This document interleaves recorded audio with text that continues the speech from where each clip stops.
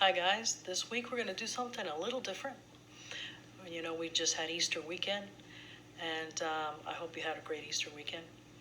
Uh, I know that I did. Anyway, we're going to be studying Georgia O'Keeffe. Georgia O'Keeffe was an artist that she drew a lot of flowers. And I guess because it's Easter and you think of Easter with flowers, I think that's very appropriate. So let's talk about Georgia O'Keeffe. She was born November 15th, 1887. She died March 6th, 1986, at the age of 98. That's a long time to live. Anyway, Georgia O'Keeffe was the second of 7 children, and she grew up at Sun Prairie, Wisconsin. She studied at the Art Institute in Chicago from 1905 to 06. I also studied at the Art Institute, not Chicago, and not during that time. She also studied at the Art Students League in New York from 1907 to 08. So we got a little history on her. Now, she learned techniques back then of realism because they taught that back then. You painted realistically, you drew realistically, and she wasn't happy with that. So in 1912, she met, as a student, she met this teacher called Arthur Wesley Dow.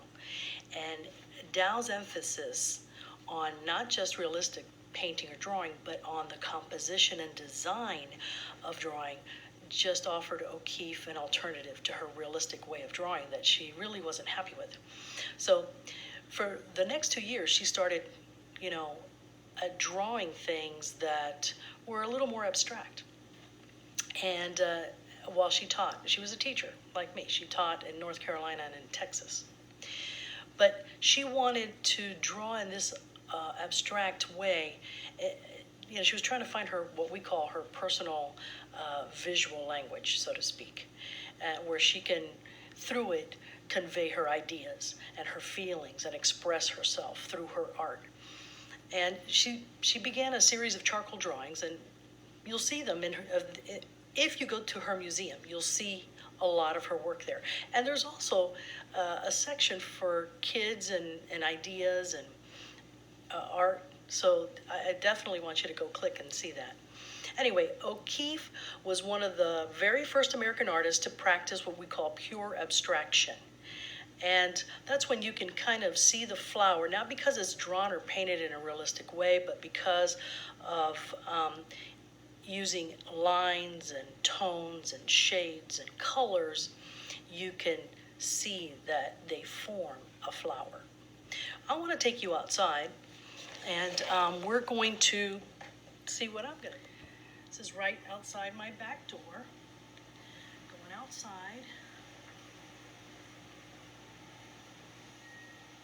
And this is called a peace lily. I love this plant. This plant was given to me when my dad passed away. And so I take really good care of it because I love what it stands for. And, now that we're coming off of Easter, I think it was very appropriate to do Georgia O'Keeffe and how she expresses in her painting how she draws flowers. Here's another one. Let's see if I can show you this up close.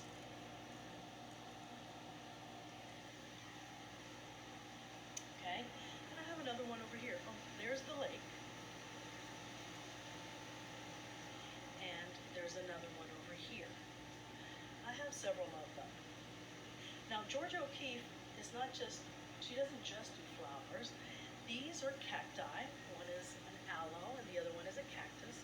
Now, how does Georgia O'Keeffe draw? She draws really up close like that. She'll choose one item and draw really up close. I'm going to show you some of her flowers, which is what we're going to be. We'll go back inside and I'm going to show you on the computer, and I want you to consider that we're going to be drawing a flower or a section of our cacti. You can choose that if you want. We're going to draw a flower and we're going to draw it really close up. I'm going to try to show you let's see if I can try to show you some of O'Keeffe's flowers. I'm going to try to turn this around and show you that. Okay, here we go.